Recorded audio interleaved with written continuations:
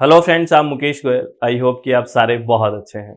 और फ्रेंड्स, आज हम बात करेंगे बढ़िया अच्छे नए कंसेप्ट से जो क्वेश्चंस आ रहे हैं उनके बारे में। पेपर वन के जो क्वेश्चंस है, बहुत इंपॉर्टेंट जो क्वेश्चन है उसके बारे में बात करेंगे और बड़ी शांति से अच्छे से कंसेप्ट्स को समझने की कोशिश करनी है। और आपको ये अपना एनालिसिस भी साथ साथ करना है कि इस अप्रोच से आप पढ़ रहे हो क्या, मतलब ऐसे आपकी तैयारी है क्या, क्वेश्चन का फॉर्मेशन कैसा होता है, ये सारी डिस्कशन हमें करना है। तो शांति से क्वेश्चंस को हैंडल करना है। इससे पहले कि हम क्वेश्चंस के बारे में बात करें, मैं आपको एक इन्फॉर्मेशन दे देता हूं कि अपनी जो SWMG ऐप है प्ले स्टोर में, उस पर हमने एक अभ्यास बैच लॉन्च किया है फ्रेंड्स। अभ्यास बैच जिसमें 700 plus MCQs, PYQs, previous year questions जो हैं वो होंगे। बेसिकली MCQs बढ़िया वाले जो बहुत अच्छे कंसेप्ट बेस्ड हैं। इसमें यूनिट वाइज रहेंगे। टोटल जो क्वेश्चंस है वो 700 प्लस होंगे। और इसके जो रजिस्ट्रेशन है वो 12 तारीख तक ओपन है, 12 मई 2023, ठीक है। और इसकी जो पहली क्लास होगी, आप 12 मई तक अपने रजिस्ट्रेशन करवा सकते हैं, अपनी सीट आप रजिस्टर कर सकते हैं, अभी भी ओपन है टिल 12 मई, 12 मई तक। और पहली जो लाइव क्लास होगी वो 12 मई को ही स्टार्ट होगी, ठीक है। अगर कोई स्टूडेंट लाइव नहीं देख पाता है तो रिकॉर्डेड सेशन भी देख सकता है। कंप्लीट हम क्वेश्चन को अच्छे से सोल्व करेंगे, हिंदी और इंग्लिश दोनों माध्यम में रहेगा। और उस क्वेश्चंस की PDF भी मिलेगी, तो आप बाद में भी उन क्वेश्चंस को देख सकते हो। तो अगर आप विलिंग है तो आप ज्वाइन कर सकते हो। और फीस भी हमने 12 मई तक जो रखी है इसकी 700 प्लस क्वेश्चन की 999 फीस है, 999 रुपए है। अगर आप विलिंग है तो आप ज्वाइन कर सकते हैं। और थ्योरेटिकल भी आप कोर्स है टारगेट बैच, वो भी ज्वाइन कर सकते हैं। पेपर टू इन्वायरमेंट साइंस भी ज्वाइन कर सकते हैं, जो आपको ठीक लगे। चलो हम अब क्वेश्चंस के बारे में बात करते हैं फ्रेंड्स। ये स्टेटमेंट का क्वेश्चन है और ये टीचिंग एप्टीट्यूड का है, जो इवैल्यूएशन जो मूल्यांकन वाला जो चैप्टर है वहां से है। और बहुत शानदार क्वेश्चन है। आपको पता है जो फॉर्मेटिव इवैल्यूएशन है, समेटिव इवैल्यूएशन है, क्राइटेरिया रेफरेंस्ड है, नॉर्म रेफरेंस्ड है, इप्सेटिव है, क्वालिटेटिव है, क्वांटिटेटिव है, इन सारों से कोई ना कोई क्वेश्चन हर बार आता है, ठीक है ना। तो ये स्टेटमेंट क्या कह रहा है? फर्स्ट स्टेटमेंट कह रहा है, in formative evaluation the overall performance of the students are reported to parents at the end of the year, ठीक है। ये कह रहा है कि निर्माणात्मक मूल्यांकन में विद्यार्थी के समग्र निष्पादन के संदर्भ में वर्ष के अंत में माता पिता को रिपोर्ट दी जाती है। बेसिकली फॉर्मेटिव की बात कर रहा है, निर्माणात्मक की बात कर रहा है।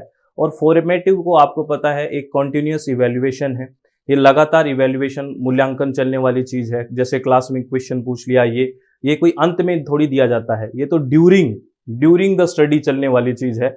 तो ये जो बात लिखी हुई है कि and of the year report पेश की जाती है, ये बिल्कुल गलत है। ऐसा नहीं होता है फॉर्मेटिव में।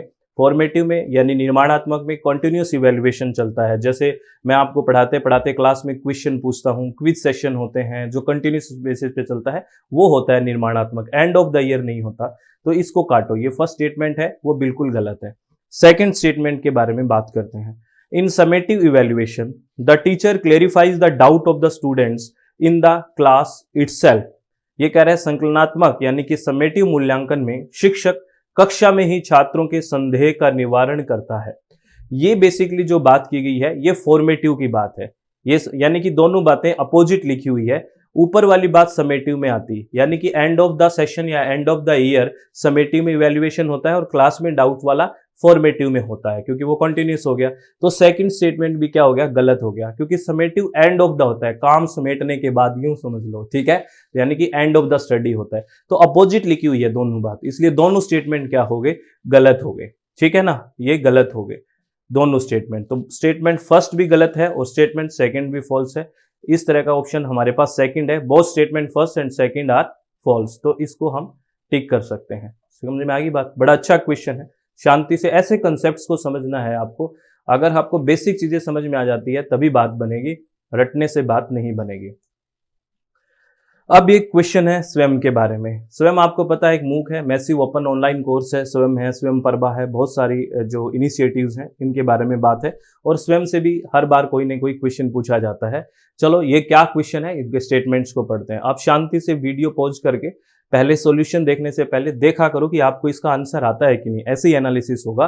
उसके बाद अगर आप फटाफट आंसर मत देखा करो, ठीक है। अगर फिर क्या है आपका आंसर फिर देखा करो ऐसे शांति से, ठीक है। तो फर्स्ट स्टेटमेंट कह रहा है, Swayam is a program initiated by the government of India and designed to achieve the 6 cardinal principles of education policy.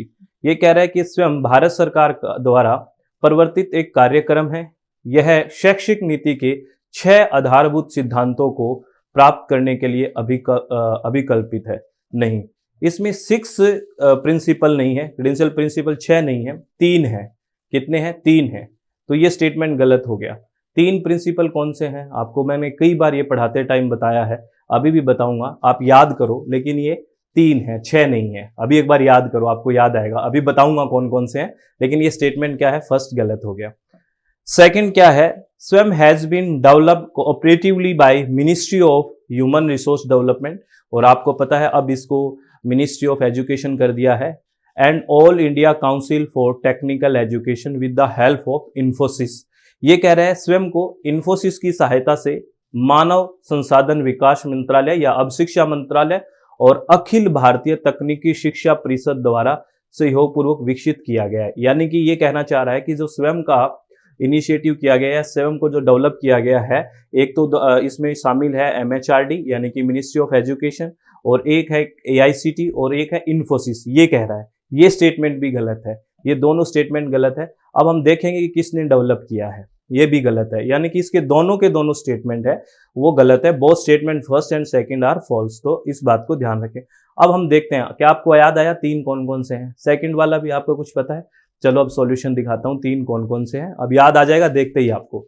Very good. देखो, स्वयं है, इसके अंदर 3 चीजें हैं, है ना। Swayam is program initiated by government of India and design to achieve the 3 credential principle of education. कौन कौन से? Access, equity and quality. ये बात करते हैं कि नहीं हम, कि हर तक पहुंच हो जाए, इक्विटी समान रूप से, और गुणवत्तापूर्ण। ये 3 प्रिंसिपल है बेसिकली, और उसमें लिखा हुआ था 6, तो इसलिए वो गलत हो गया। तो ध्यान रखना, ये 3 प्रिंसिपल है, 3 इसके अंदर प्रमुख सिद्धांत है, तो इसलिए हो गया। दूसरा जो स्वयं है वो किसके द्वारा डेवलप किया गया है, ये ध्यान रखना। स्वयं MHRD, जिसको अब मिनिस्ट्री ऑफ एजुकेशन बोला जाता है न्यू एजुकेशन पॉलिसी में, AICT और माइक्रोसॉफ्ट है, नॉट इन्फोसिस। क्या है? माइक्रोसॉफ्ट है। वहां देखो ऑप्शन में क्या था?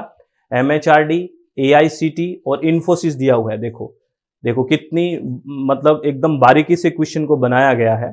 देखा आपने? यहाँ पे इन्फोसिस है नहीं, माइक्रोसॉफ्ट की सहायता से है। तो ध्यान रखना ये, ठीक है, इसलिए ये गलत हो गया। तो ये चीज आपको ध्यान रखनी है, ध्यान रखोगे। चलो बहुत बढ़िया। नेक्स्ट क्वेश्चन के बारे में बात करते हैं। ये नेक्स्ट क्वेश्चन है।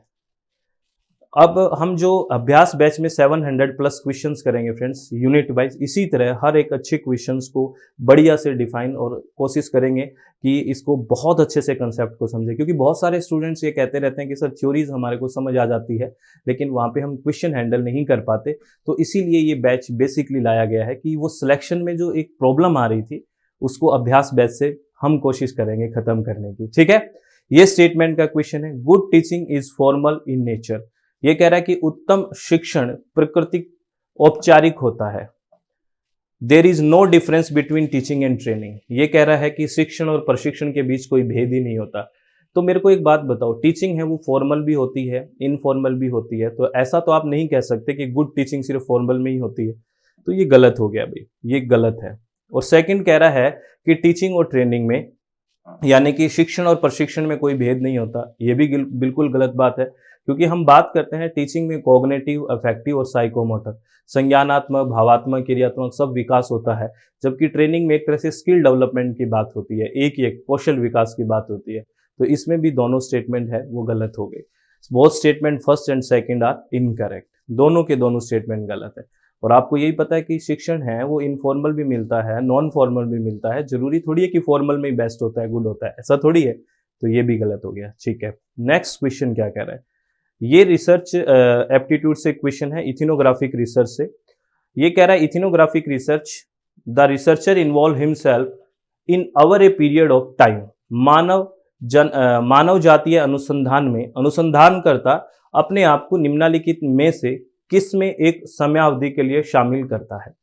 हमने बात किया है इथिनोग्राफिक रिसर्च के बारे में। एक क्वालिटेटिव रिसर्च है, आपको पता है गुणात्मक शोध है, और इसमें जो शोधकर्ता होता है वो जो जिन पे रिसर्च करनी होती है, जिनके कल्चर के बारे में जानना होता है, उनके बीच आके रहता है और उनका सामाजिक परिवेश धारण कर लेता है। हम ये कई बार बात करते हैं कि उन्हीं की तरह रहता है वो, उनको सुनता है, अच्छे से इंटरेक्ट करता है। बेसिक सी बात है, सोशल सेटिंग, है ना? कैसा है? एक तरह से सामाजिक परिवेश धारण कर लेता है वो, तभी उसके कल्चर को अच्छे से जान पाएगा। अच्छा क्वेश्चन है ना? बेसिक बात थी, ठीक है? लेकिन यहाँ पे भी बहुत सारे जल्दबाजी में गलत कर देते हैं स्टूडेंट, बस वो जल्दबाजी छोड़ दें आप प्लीज, ठीक है?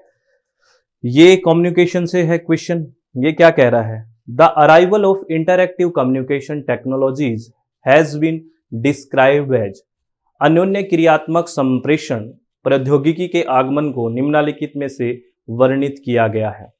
पहला कह रहा है फर्स्ट जो मीडिया एज है, फर्स्ट मीडिया एज में तो वन वे था, वहां पे इंटरेक्शन नहीं होता, बेसिकली एक वन वे इलेक्ट्रॉनिक इंस्ट्रूमेंट से वन वे वाला है, तो ये तो नहीं हो सकता। सेकंड मीडिया एज, बिल्कुल ये ठीक है, ये होगा। द्वितीयक मीडिया युग है भी, बेसिक सी बात है। ये कौन सा है?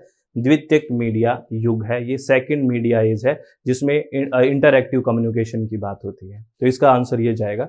अब मैं आपको एक छोटा सा होमवर्क दे रहा हूं, आप पोस्ट मीडिया और पोस्ट टेक्नोलॉजी एज क्या है एक बार अपनी नोटबुक में आप नोट कर लें। ये आगे दो ऑप्शन है ना, इस तरह से देखना, आपको पता लगता है क्या, देखोगे। और कमेंट बॉक्स में इस तरह के कमेंट किया करो जिससे हमारे ज्ञान में थोड़ी इजाफा होने की मतलब संभावना रहे, ठीक है? चलो आगे बात करते हैं। नेक्स्ट क्वेश्चन एक तरह से लॉजिकल रीजनिंग का है। ये क्वेश्चन क्या कह रहा है? Which of the following statements are logically equivalent, निम्नलिखित में से कौन से कथन तार्किक रूप से समतुल्य है?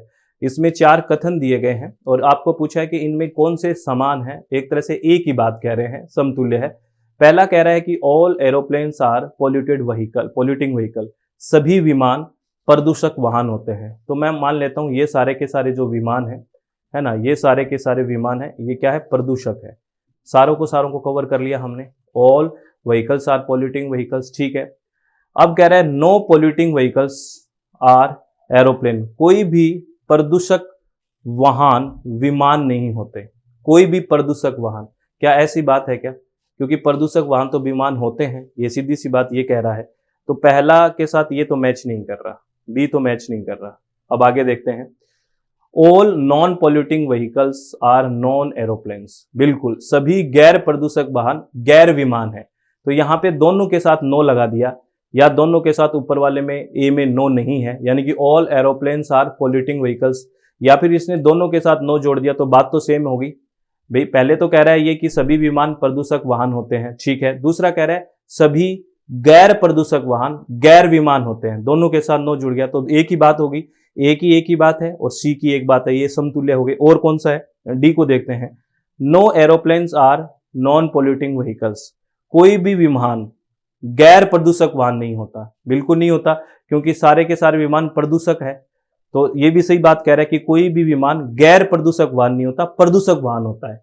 तो ये भी सेम ही बात कह रहा है, यानी कि ए और सी और डी एक ही बात कह रहे हैं। ए सी और डी सेम समतुल्य है, ये लॉजिकली इक्विवेलेंट है। आराम से पढ़ के देखना, समझ में आया लॉजिकली इक्विवेलेंट कैसे हैं? क्योंकि अगर तीनों का अगर मतलब देखोगे तो एक जैसा ही निकल रहा है। सोचने की कोशिश करना, समझ में आ गया होगा। तो इसका राइट आंसर फोर्थ होगा, ए सी एंड डी। क्या है? Fourth, A C and D. बहुत अच्छा क्वेश्चन है, लॉजिकली सोचना है। अब नेक्स्ट क्वेश्चन, ये आईसीटी से लिया हुआ क्वेश्चन है और ये क्वेश्चन क्या कह रहा है? ये आपको फुल फॉर्म बतानी है कि कौन सी है ना, वो क्या है? इनकम्पेटिबल है, यानी कि कौन सी असंगत है, कौन सी गलत है, ये बताना है। आईएसपी इंटरनेट सर्विस प्रोवाइडर ही होता है, ये तो ठीक है। यूआरएल यूनिफॉर्म रिसोर्स लोकेटर ही होता है, ये भी ठीक है। वीपीएन वर्चुअल प्राइवेट नेटवर्क होता है, ये भी ठीक है। गलत कौन सी है? ब्लॉग। ब्लॉग में इसमें लिखा हुआ है वेब लॉजिक, वेब लॉजिक नहीं होता ब्लॉग, वेब लॉग होता है। तो ये लॉजिक है ना, ये गलत है, वेब लॉग होता है, तो ये गलत हो गया, क्योंकि गलत ही पूछा है ना आपने कि गलत कौन सा है इनमें, तो third option is the wrong, है ना। यही पूछा है कि कौन सा है जो सही से एक तरह से फुल फॉर्म नहीं है, यही वाली नहीं है, तो राइट आंसर थर्ड हो गया, ठीक है। चलो बहुत बढ़िया। अब आप लोगों को बहुत बहुत थैंक यू, बहुत आराम से आपने क्वेश्चंस को सुन रहे हो, अच्छे से कंसेप्ट्स को आप समझ रहे हो। अब मैं आपको इन्फॉर्मेशन दे देता हूँ अपनी ऐप के बारे में। प्ले स्टोर में अपनी ऐप है जिसका नाम है SWMG, ठीक है ना, सक्सेस विद मुकेश गोयल, है ना, इसको आप इंस्टॉल करोगे प्ले स्टोर से और रजिस्टर नाउ पे क्लिक करोगे। उसके बाद आपका नाम, आपका फ़ोन नंबर, आपका ईमेल एड्रेस और आप अपना कोई पासवर्ड क्रिएट कर सकते हैं, फिर रजिस्टर नाउ पे क्लिक करोगे। उसके बाद कोर्स पे क्लिक करोगे तो आप यूजीसी नेट पेपर का टारगेट बैच, जिसमें पूरा थ्योरेटिकल है, वो ज्वाइन कर सकते हो, या हमने अभी अभ्यास बैच लॉन्च किया हुआ है जिसका रजिस्ट्रेशन 12 तारीख तक है, अभी ओपन है रजिस्ट्रेशन, और जिसकी फीस 999 है, वो भी आप ज्वाइन कर सकते हो। और अगर पेपर 2 आपका इन्वायरमेंटल साइंस है तो वो भी आप ज्वाइन कर सकते हो, ठीक है। और आपको मैं एक इन्फॉर्मेशन बता देता हूँ कि इसमें लाइव सेशन भी होते हैं, डेली लाइव क्लासेज होती है। अगर कोई स्टूडेंट लाइव क्लासेज नहीं देख पाता है तो रिकॉर्डेड सेशन भी वो देख सकता है। और क्लासेज में रेज हैंड का भी ऑप्शन है, अगर आप कोई डाउट आता है आपको तो रेज हैंड करके आप क्लास में रेज हैंड करके क्वेश्चन से पूछ सकते हैं। और आपको पीडीएफ फाइल भी मिलेगी, आप उनको डाउनलोड कर सकते हैं, और लेक्चर रिकॉर्ड भी रहते हैं। तो ऑल द वेरी बेस्ट, आप लोग हमेशा खुश रहें और अपने चित्त को हमेशा शांत रखें, ठीक है फ्रेंड्स। किसी भी तरह की कोई टेंशन ना लें, बिल्कुल अच्छे से शांति से कंसेप्ट्स को समझने की कोशिश करें। आप लोगों से रिक्वेस्ट है कि डेली बेसिस पे कुछ क्वेश्चंस प्रैक्टिस करने की कोशिश किया करो। थ्योरेटिकल पार्ट अगर हमारा मजबूत है, हम क्वेश्चंस हैंडल नहीं कर पा रहे हैं, तो ये कहीं ना कहीं हमारी अप्रोच में गड़बड़ है। थ्योरी 10 बार पढ़ोगे फिर भी अगर नहीं क्वेश्चन हो रहा तो क्या करें। अब उस अप्रोच को बदल के थोड़ा सा क्वेश्चन पे कॉन्सेंट्रेट होना पड़ेगा फ्रेंड्स। अगर आप हमारे साथ जुड़ना चाहते हैं अभ्यास बैच में, तो वहाँ पे हम बेस्ट क्वेश्चन 700 प्लस क्वेश्चन करेंगे, यूनिट वाइज करेंगे, सब यूनिट्स क्या करेंगे। तो अगर आप विलिंग है तो ज्वाइन कर सकते हैं टिल 12 मई तक रजिस्ट्रेशन ओपन है, और पहली लाइव क्लास 12 मई से स्टार्ट होगी। तो ऑल द वेरी बेस्ट, बहुत बहुत धन्यवाद, thank you, thanks a lot friends. Hello friends, आप मुकेश गोयल, आई होप कि आप सारे बहुत अच्छे हैं। फ्रेंड्स, क्या आपको यूजीसी नेट पेपर को हैंडल करने में प्रॉब्लम आ रही है? कई बार ऐसे लगते हैं कि सारे ऑप्शन भी ये ठीक से हैं, एक जैसे से ऑप्शन लग रहे हैं। तो अगर आप इन कंसेप्ट्स को क्लियर करना चाहते हैं और अच्छे से तैयारी करना चाहते हैं चित्त को शांत करके, तो हमारे साथ आप SWMG एप्लीकेशन पे जुड़ सकते हैं, जिसपे हम लाइव सेशन लेते हैं। और लाइव सेशन के साथ अगर कोई नहीं देख पाता है तो रिकॉर्डेड सेशन भी उनको मिलते हैं, और हिंदी और इंग्लिश माध्यम में दोनों में तैयारी करवाते हैं। और पीडीएफ नोट्स भी होते हैं, अगर आप चाहते हैं तो उनका प्रिंट निकलवा सकते हैं। और एकदम क्लास में एक फैमिलियर माहौल रखते हुए रेज हैंड का ऑप्शन रखते हैं। अगर किसी स्टूडेंट को डाउट आता है पढ़ते टाइम तो रेज हैंड करके वो कंसेप्ट्स को क्लियर कर सकता है, अपने डाउट्स को क्लियर कर सकता है। और बिल्कुल हम टू द पॉइंट कि इस कंसेप्ट से किस तरह के क्वेश्चंस बने हुए हैं, आगे किस तरह के क्वेश्चंस बन सकते हैं, उस पर बात करते हैं। SWMG ऐप को इंस्टॉल करें, रजिस्टर करें।